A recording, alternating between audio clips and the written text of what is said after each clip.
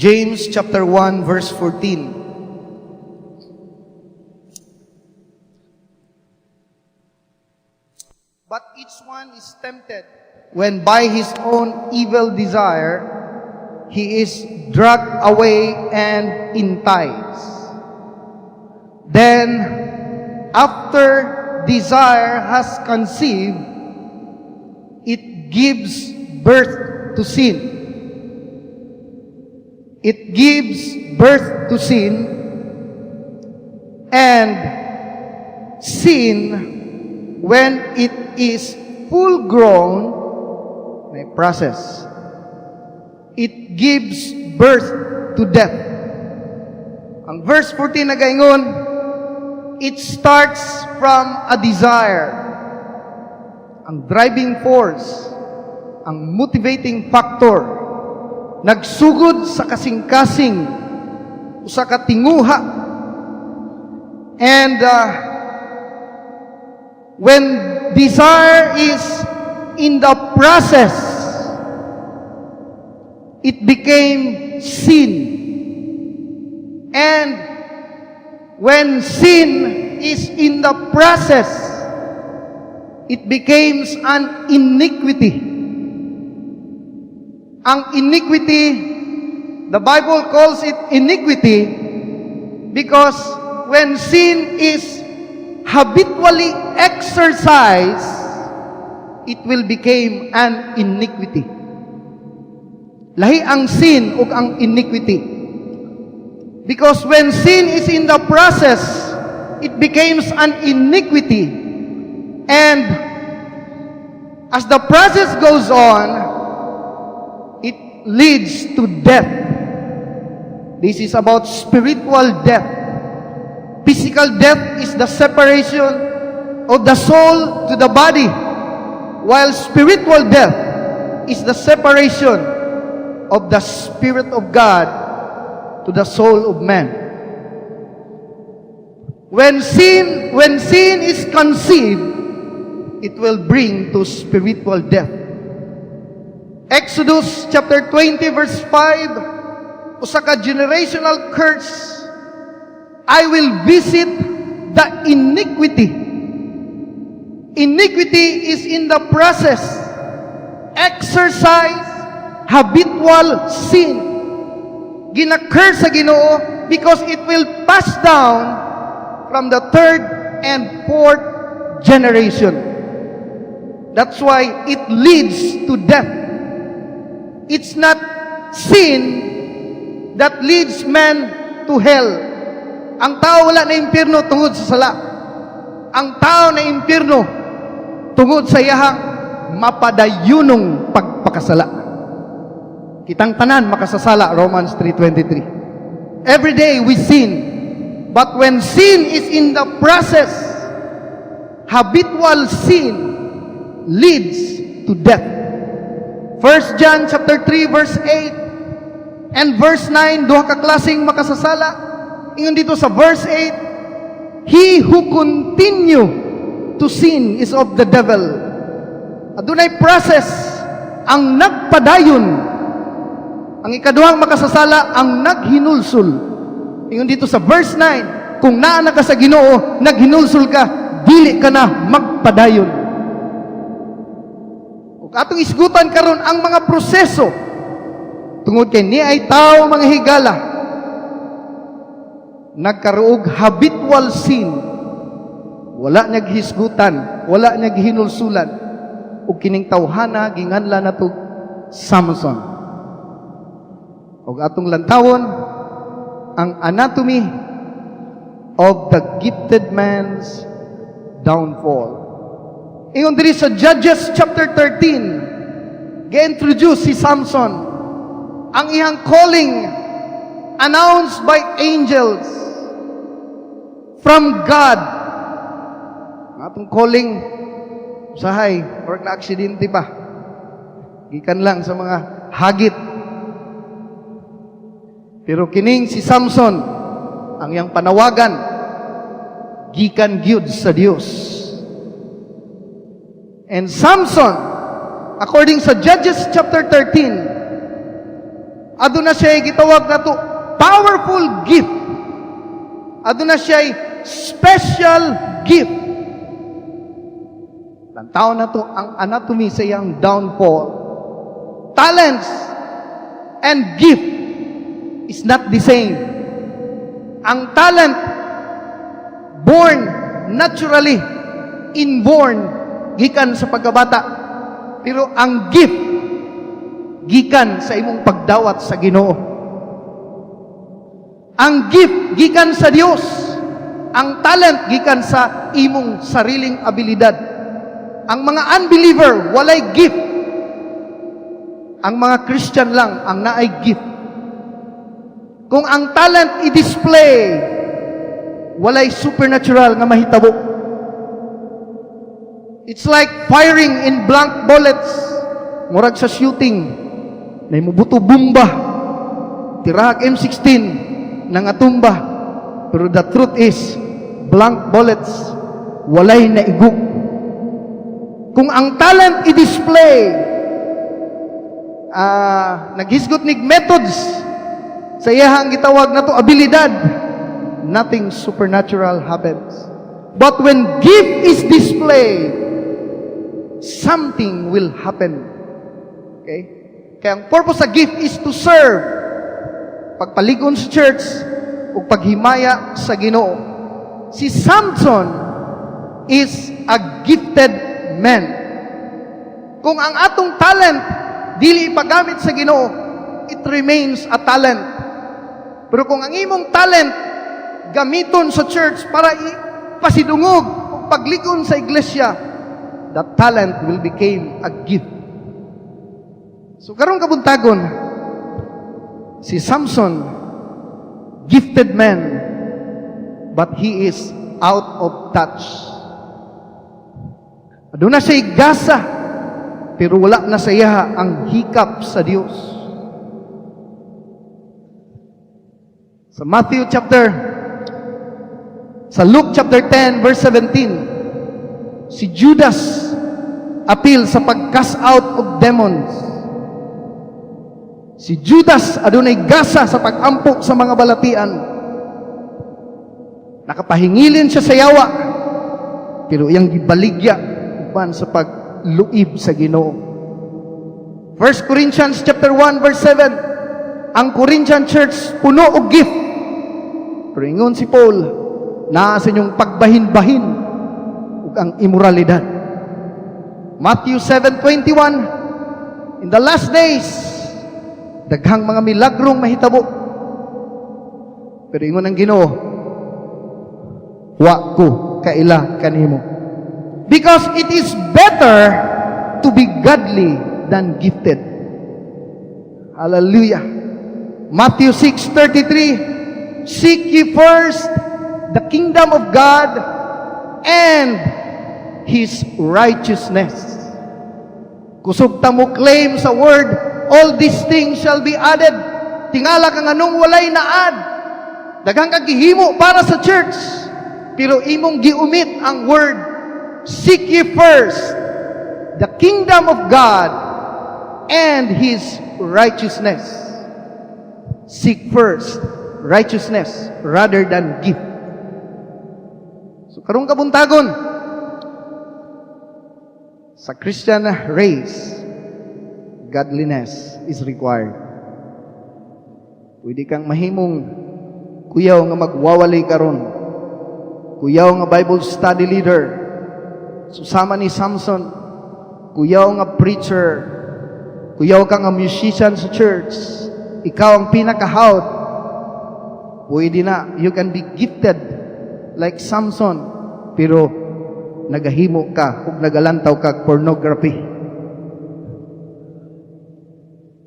Una, desire godly than to be gifted.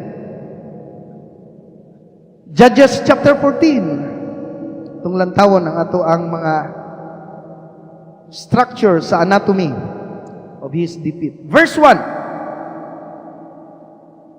Judges 14 verse 1. Samson went down to Timnah and saw there a young Philistine woman. Atong makita, he went down to Timnah. He went down to Timnah. Akong gipangita kaning word Timnah, usa ka Philistines territory.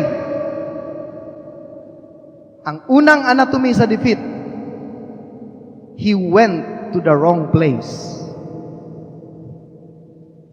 The first anatomy of our Christian's defeat, if you went to the wrong place. Si Samson, mga higala, he crossed the boundary. He went to the enemy lines. Walay safety outside from God's will. Ug walay safety if you are at the enemy's territory. The only safety, it's not the absence of danger, but the only safety if you stay in the will of God. He went to the wrong place. Ang mga langgam na ay specific place. Munang way agila maglupad diri. Ang mga tanom, pwede kang magtanom og durian diya sa imong tugkaran. Ang imong ma-harvest, isa lang ka multicab. Namunga man tinuod, pero di gina mao ang iyang insaktong bunga. Itanom siya sa mga bugnaw nga lugar. Maka-harvest ka 5 ka multicab. It's because naagi gitawag na to specific place ang tanang adunay kinabuhi. Ang goldfish giatiman, butang aerator, ipakaon, gilimpyuhan sa kahigayon. Ang among goldfish sa disciple nahulog sa tangkungan. The same size after 1 month. Ang kadako sa goldfish nga nasa tangkungan, isa ka kinumo. While ang kadako nga nasa aquarium, giatiman, muralag kumagko. Pareho silang edad. Pero kay wala may specific place, wala siya nakaangkon og word abundant life. John 10:10, I came that you might have life in full. Abundant life. That's why even Christians, wala naka-experience of word abundant life. Ang eagle gikulong na doktor, inatiman, hinatagan, ug manok kada adlaw. As long as wala siya sa iyang specific place, di niya ma-live ang abundant life. Ang tao, humans, adunay specific place. Gikan sa Greek word kanang word nga you, it means flesh. O kanang man, it means soul. Human is the combination of flesh, body, and soul. Ang atong flesh, human sa bagyo, naglutaw sa tubig, pero katong nangayog tabang, niya tubang na sa Ginoo. Katong soul, adunay specific place. Nga bisan ang mga atheist, di mo tuo Ginoo, mga anti-God, kung maabot na sila sa ilang kamatayon, sa pila ka segundong nahibilin, he will still call on God. Because we know, ang soul mubalik yun kung asa siya nabilong. Si Samson, he went to the wrong place. Ug dinhi nagsugod manghigala ang distraction sa iyahang kinabuhi. God will put you in a proper place. Dili design sa Ginoo mga higala nga mupuyo ka sa Africa kay diri ka gibutang. Pasalamat ka, wa ka gipanganak dito sa Africa. Wa mo nagpasalamat anak. Wa ka na gipanganak dito sa mga itom. Sila gustong magpaputi. Wa pasabot sa dihang gibutang kanining lugar, adunay purpose ang Ginoo. Na diri ang word abundant life. Pero karon halos tanang kurso mugawas sa proper place. Ug dinhi daghang mga kaminyoon kinabuhi nangaguba. Dinhi daghang kaminyoon manghigala nagsuffer hangtod karon. According itim lahi, Ang male reproductive organ sa lalaki, it will reproduce every 38 hours. Ka-aggressive ang lalaki. Kung ang bana or asawa muadto sa laing lugar, ang ihang biological need, natay physical, spiritual need, pero adunay biological need. Ug sa iro pa na manghigala, mabot yung panahon. Uhawon gid siya. Bisag na ikural, iyag yun ang kaluton, kay mulusot gid siya, kay iyang i-release ang iyang biological need. Kung maabot ang time, imong bana, imong asawa, gipalargan nimo sa gawas, ang imong biological need, kinahanglan ma-release, ug asa nimo na ihatag. Hebrews chapter 13 verse 4, marriage should be honored. Marriage should be kept pure. Karon, mahugawan na ang kaminyoon. Muna manghigala, dili ta anti-abroad. Pero concerned ta because we are a pro-family. Christianity is loyalty to the family. Communism is loyalty to the country. Ang atong mga gihigugmang Muslim, loyalty to the religion. Mga Christians ta, dili na to gusto manghigala ng atong kinabuhi manghigala maguba. Muna ang concern sa pastor, dili ang imong dalar. Ang iyang concern, kinsay mong tagbo sa imong biological need. Ang imong mabilin nga asawa, ang imong mabilin nga mga anak. If you're gonna take care of them, somebody will take care of them. Okay? That is the principle. Ug mo na makita nato mga higala, you can have the right job, but in the wrong place. Ikaduha, ingon diri sa chapter 14 verse 1, he went down to Timna and saw there a young Philistine woman. Ikaduha mga higala nga magdala og defeat sa kinabuhi sa usa ka Christian nga gifted. He was looking for the wrong thing. If you are in the wrong place, you will saw the wrong thing. Ang imong makita di na mao. He saw the young Philistine woman. Adunay 69 nerves from your eyes to your brain. Adunay 3 nerves from your ears to the brain. It means what you see has a bigger impact than what you hear. Karon manghigala naa ka sa wrong place, you will saw the wrong thing. Manghigala pag magawas na ta sa discipleship, magawas na ta sa ministry, mugawas na sa sutong calling, you will always saw the wrong thing. Makita nimo yung gagaw dagkog balay. It starts from a desire.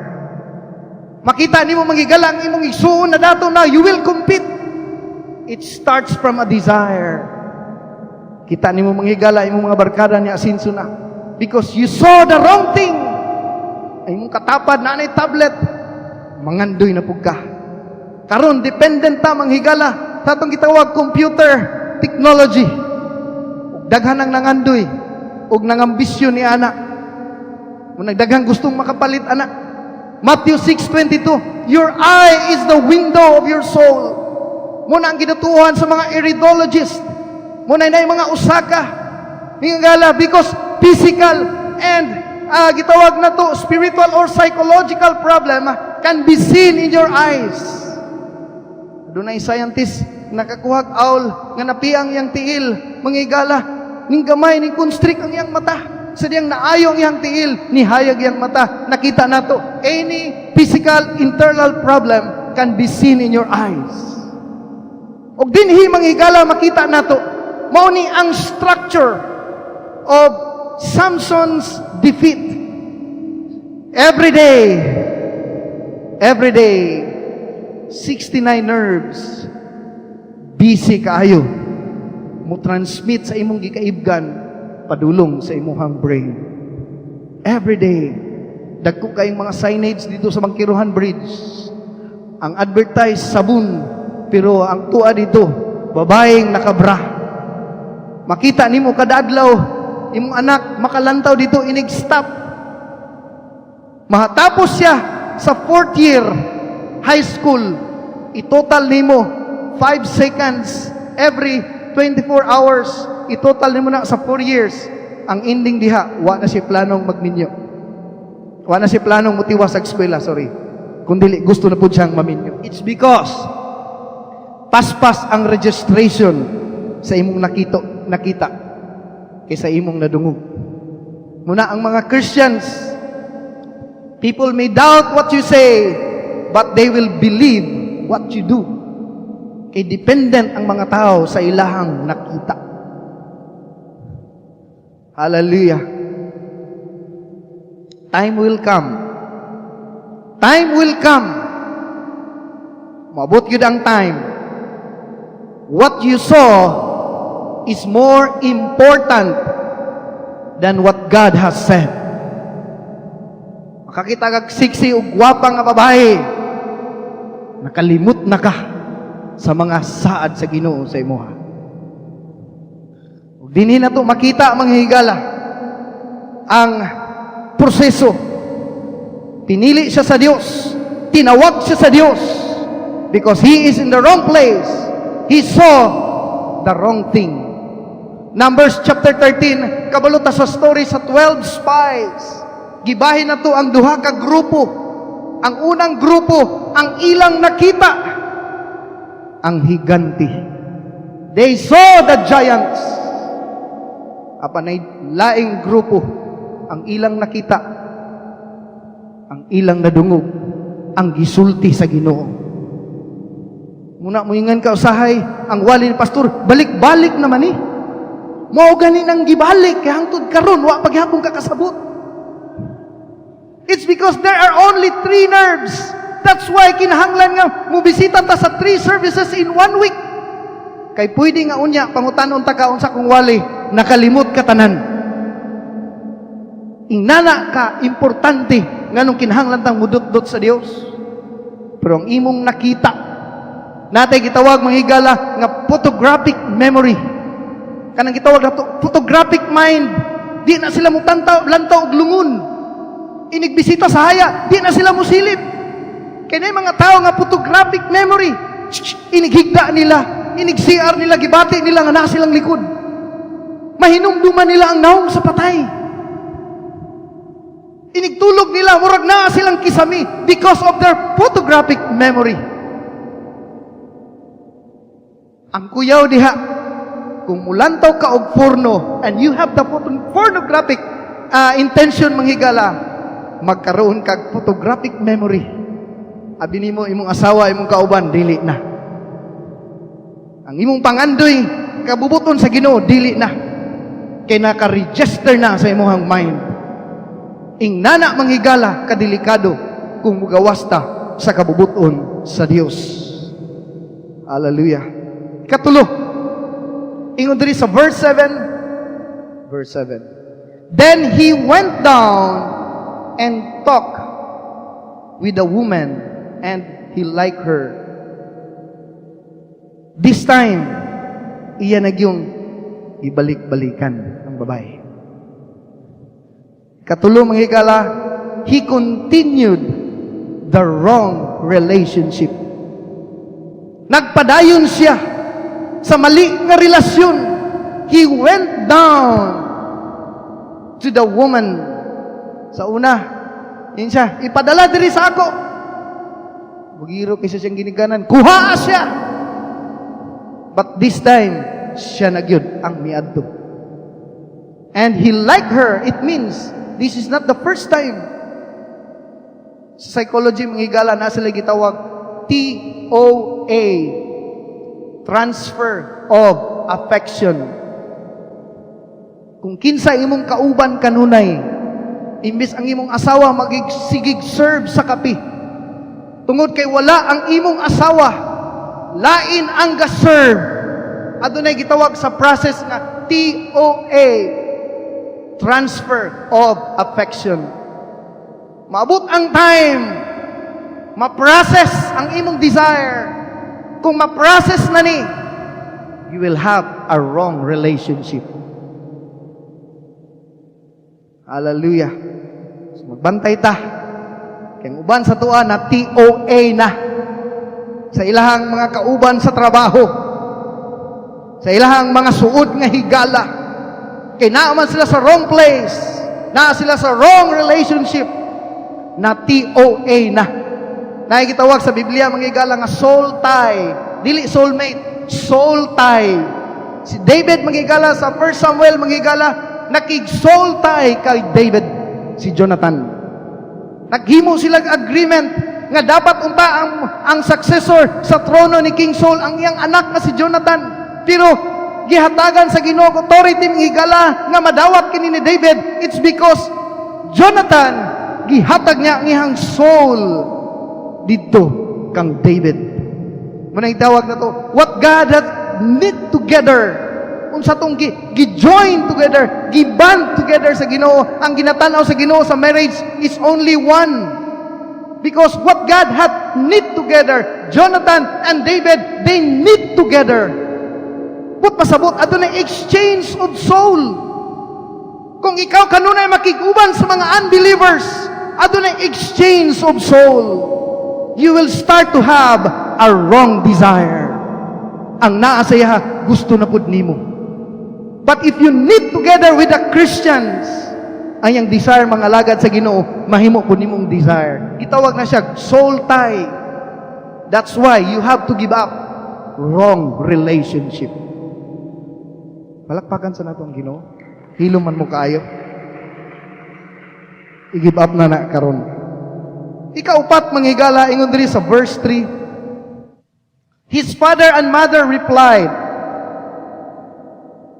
"Isn't there an acceptable woman among your relatives or among all your people? Must you go to the uncircumcised Philistines to get a wife? Wala bagyoy naa diha sa church? Kinahanglan bagyod manguha ka dito sa enemy lines?" Morning ikaupat, he reject the godly counsel. Wa na siya naminaw sa mga godly advice. Kinahanglan bagyod. Pastor, saan ako pili-pili, Pastor? Apiki gyud. Apiki, moral mo pagkagdi subidahon. Tagpiso ka lang, nangandoy kag tag 50. Pamili pong tagpiso rapod. Okay. He reject the advice of his parents. Wa na siya tinguha, mga higala. Ingon siya, get her for me. He reject the godly counsels. The devil cannot read our mind. Dili niya mabasa ang atong mind. But your actions determines where your heart belongs. Di niya mabasa ang imong mind. Pero kung nagdala kag bula, dili makahunaw ang yawa nga managat ni. O kung nagdala kag pukot, dili mingon ang yawa nga magbasketball ni. The devil cannot read your mind. Bisan ang mga intention sa imong mind. But your action shows what is important to you. It start from a desire. Og dinhi makita nato mga higala ang structure. Hebrews 13 verse 7. Og ingon pud mga higala sa verse 17, obey them that have the rule over you. Tumana ang mga in charge nga tao sa imong kinabuhi. Kung mamanday ko, kinahanglan ko mugamit og ruler. Steel tape. Kung ako ning kwinta-kwintahon, mayon ko kani 1 meter ni. Pero kung mugamit kag ruler, you will makuha nimo, you will get the exact size. Kung mugamit kag ruler sa imong life, in charge gikan sa Ginoo, accountable sa imuha, you will get the exact plan of God sa imong life. Ayaw i-reject ang mga godly counsel. Mali nga lugar, mali na kita, mali nga relasyon. Tungod niya na, di na ta maminaw sa mga tambag sa atong mga pangulo sa iglesia. Hallelujah. Lastly, verse 11 or verse 14. When he appeared, he was given 30 companions. Let me tell you a riddle. Samson said to them, if you can give me the answer within 7 days of the feast, 30 sets of clothes. If you can tell me the answer, you must give me 30 linen garments and 30 sets of clothes. Kita nato manghigala, naghagit siya. Ang nahitabo diri, nagkaroon siya display sa iyang gahom. Number 5, he became proud of his God-given gifts. Nagsugod na ang garbo. Nagkaroon siya public display. Kanang word nga, public display. 1:100. Si Jet Li ra akong nakitaan ana. Astang bala likaya niya. Tabangan siya, isa ka libo. Kaya niya. Inana si Samson. Kay wa man nila ng tagnaan ang tigmo. Perting daghanang nangamatay. Hari sikat kayo siya. Ya, napay musugol diha. Nang hambog siya sa iyang gifts, nagkaroon siya public display. Pag wala na ka sa wrong place, kung nana ka sa wrong place, public display. But you are out of touch. Wala nang hikap sa Diyos. Ingon sa Biblia, ang Diyos may biya kaniya. Sa dihang nahimo na siyang garbuso, ipamatay niya ang mga tao, daghang kayo linibo. Siya lang isa. He is out of touch. Ning biya ang Espiritu sa Diyos. Hallelujah. O dinhi na ito manghigala. When pride takes place, tanan nimong gibuhat is just a public display. Sa Ananias ug Sapphira ni hatag, but it's only a public display. Ang usa ka kubrador sa buwis ni ampo, pero kaning titer nahimo na lang siyang public display. Di ko pareha niya. Why? Pag magsugod na ka, pwede kang naadiri, pero imong heart wala na diri. Because you continue in the wrong place, mali na mo nakita, and wrong relationship. Romance and revenge mo'y nagbagsak kang Samson. Makita nimo ang structure, ang anatomy. Pwede kang ikaw ang pinakamaayong pastor sa imong district. Pwedeng ikaw ang gasiligan sa imong district. Nasa imong tanang instrumento, nasa imong sakyanan, napa sa imong musikiro. Grabe. Pwede nimo nang ipakita mangigalang murag na sa imong tanan. Mahimo na kang pala ni Samson, nagkaroon na kag pride of public display, manghambog na kasagasa, na naghan mi tungod sa akong gasa, mauna sila wa ning daghan. Naa na lang kay public display. So muna manghigala ang structure, magsugod na ang garbo.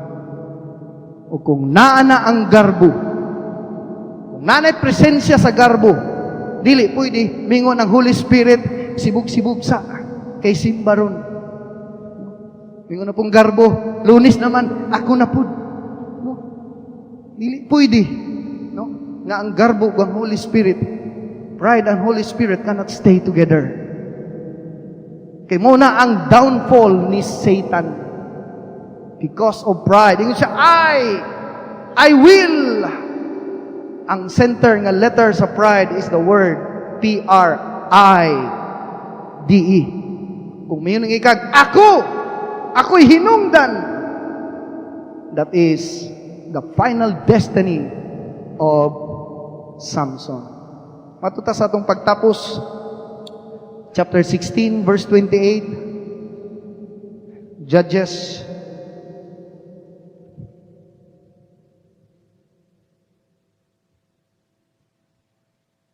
Ingon diri chapter 16 verse 28 hangtod sa 30. Then Samson prayed to the Lord, "O sovereign Lord, remember me.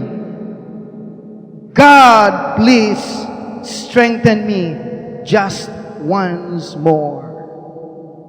Hallelujah. Kabalo na ta sa story.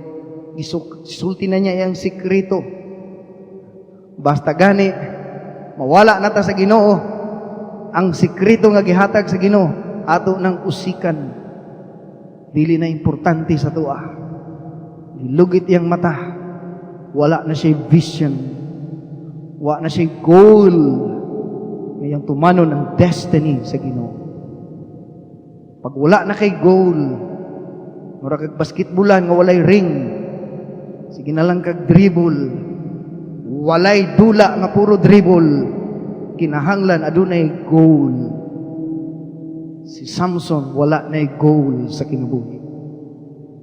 Wala na siya dreams, wala na siya challenge. Naa siya dito sa lingkuranan, sige na lang siya amen, kay wala na ang iyang mga mata. Wala na siya third eye. Wala na siya pangandoy nga mo sacrifice sa iyang first love. Nag-resign sa, nag-file siya leave to join the conference. Naghimo siya leave para sa revival. Mangigala, wala na siya goal. Wala na siya goal, mangigala nga mo grow pa ang iyang spiritual life. Wala na siya goal. Lahi na ang iyang giatiman. What you feed will always grow. Ang iyang ginadiligan, dili na ang gihatag sa Ginoo. Ang iya nasa kalibutan. Wala si goal. Pero guwapo kayo. Ingnan ka maayo ang atong Ginoo. Kay kung mubalik ta sa Ginoo, mga backslider, nakakadiri pero imong heart backslide na, pwede kang balikan sa Ginoo sa dati nimong kusog. But you need to say this word, remember me once more. Remember me once more. For one more time. Ingon siya, kung mubalik ka, maghinulsul ka, ug mayong ka Ginoo hinumdumi, kinsa ko sa una, sa diyang una pa ko nimo giluwas. Ang first love, mo'y gipangita sa Ginoo. Ug sultian ta ka, gigunitan niya ang duha ka pader, manghigala. Nangusog siya. Di na niya kayang tumbahon. Daghantag usog, manghigala, nga gusto tumbahon sa kinabuhi. Ang mga strongholds, pero di nato kayang tumbahon. Pero kung mayroon ka sa Ginoo, mubalik ko. Remember me once more. Our God is the God of second chance. Kanunay siya naghatag paglaom. Managingon manghigala, ang iyang tumlo manghigala, third and fourth generation, to those that hates me, but to those that loves me. Adunay gitawag, thousands generation. Ang gugma sa Ginoo, mas lapad yun sa kadagatan. Kung ang imuhang matod pa, kung ang imong sala, pariho kadako sa barko, pero ang gugma sa Ginoo, pariho kalapad sa kadagatan. Apan silang nihangyo siya, inspired siyang kadaot, Lord, remember me once more. Muna ang gingon manghigala diri sa verse 28, ingon siya,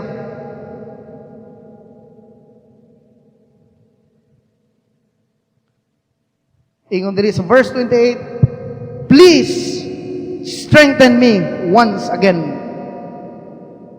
Sa ding gituklad niya ang duha ka buok haligi sa iyang kinabuhi.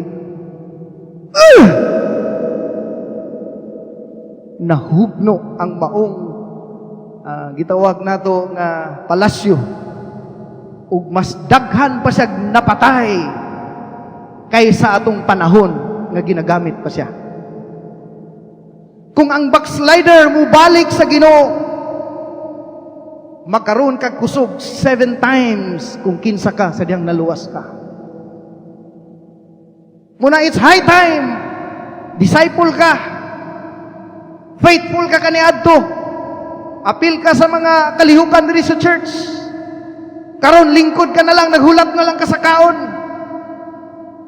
Gilugit na ang imong mata. Pero pwede kang muduol sa Ginoo ug mingon, just give me one more chance. Ug ang Ginoo pwedeng mo kambyo sa imo. Palakpakan na to tubuhi nga Dios. Kana lang, daghang salamat ang Dios magapanalangin.